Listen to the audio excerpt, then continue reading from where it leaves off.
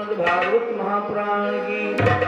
हर हर गंगा के किनारे बैठे व्यासपुत्र सुखदेव जी अभिमन्यु पुत्र राजा परीक्षित को श्रीमद् भागवत महापुराण के माध्यम से ज्ञानार्जन करा रहे हैं। कहने लगे, राजन आज हम तुम्हें ऐसे बाल भक्त की चर्चा सुनाएंगे जिस बाल भक्त ने 5 वर्ष की अवस्था में परम पिता परमात्मा की गोदी पाली। बड़ी पावन चर्चा है इस बाल भक्त की।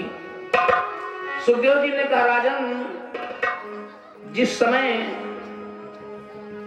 क्षीर सागर में भगवान विष्णु लक्ष्मी जी के साथ से सैया पर शयन कर रहे हैं, उसी बीच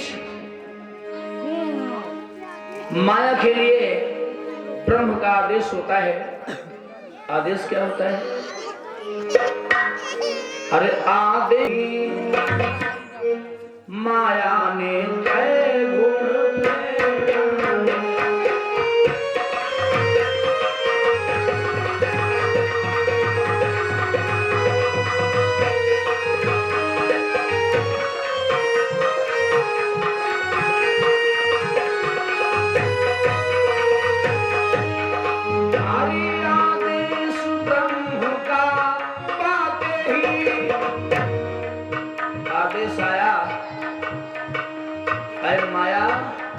सृष्टि का विस्तार करो।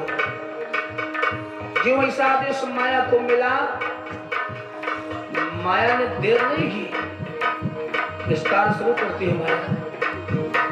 आदेश ब्रह्म का पाते ही माया ने त्रय गुण फैलाए। हर विष्णु की नाभि से कमल हुआ, विष्णु की नाभि से कमल हुआ, उस कमल से ब्रह्मा प्रकट आए।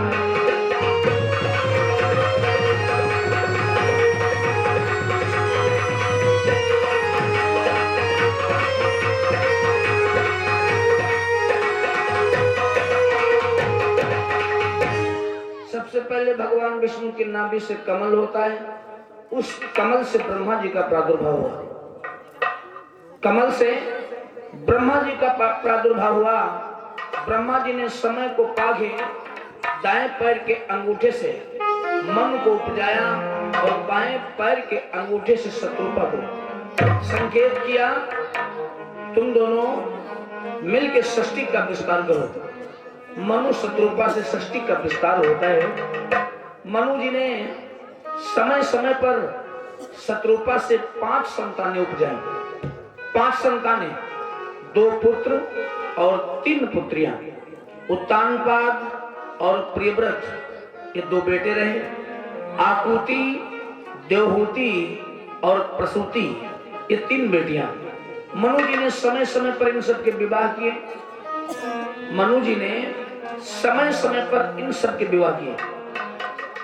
बेटियों के विवाह सुनो। जो आकुति रही, आकुति का विवाह मनु जी ने रुचि मुनि के साथ में किया। रुचि मुनि के द्वारा इस आकुति में 2 संतानें हुई, यज्ञ नामक बालक और दक्षिणा नामक कन्या। यज्ञ और दक्षिणा ये आपस में दोनों सगे भाई बहन, इसीलिए जहां यज्ञ वहां दक्षिणा, जहां यज्ञ वहां दक्षिणा। बिना दक्षिणा के यज्ञ संपन्न नहीं माना जाता है, यज्ञ संपन्न नहीं हो पाता। सगे भाई बहन ये दोनों। जो देवहूति रही, देवहूति का विवाह मनु जी ने ब्रह्मा के मानसिक पुत्र कर्दम के साथ में कर दिया। कर्दम जी के द्वारा इस देवहूति से अनुसुईया आदि 9 कन्याएं हुई और कपिल नामक बालक हुआ, जो कपिल भगवान के नाम से जाने गए। जो प्रसूति रही, मनु जी ने प्रसूति का विवाह राजा दक्ष के साथ में किया। दक्ष के द्वारा इस प्रसूति से दिति, अदिति, विनितादि 16 कन्याएं होती हैं और 3 पुत्र होते हैं। उत्तमन, तासमन और रेवतमन, ये 3 पुत्र। बेटियों के विवाह हो गए। पुत्रों के भी विवाह किए हैं मनु जी। उत्तानपाद के जो छोटे भाई थे, जिनका नाम था प्रियव्रत, प्रियव्रत का विवाह विश्वकर्मा की बेटी सत्यवती के साथ हुआ। प्रियव्रत ने इस सत्यवती से महावीर कवि सबनाद 13 पुत्र उपजाए और ऊर्जासुती नामक कन्या उपजाए। ये ऊर्जासुती शुक्राचार्य को विवाही गई। शुक्राचार्य जी के द्वारा इस ऊर्जासुती से देवयानी जैसी बालिका हुई, जिस देवयानी को समय को पाके याक महाराज ने पाया, जहां से ध्वंस चला। जो बड़े थे उत्तानपाद जी, उनका पहला विवाह सुनीति के साथ होता है। नियम हुआ करता था, जो बेटा बड़ा होता था राज्य का ताज उसी को दिया जाता था। मनु जी ने समय को पाके अयोध्या का ताज उत्तानपाद को दिया। उत्तानपाद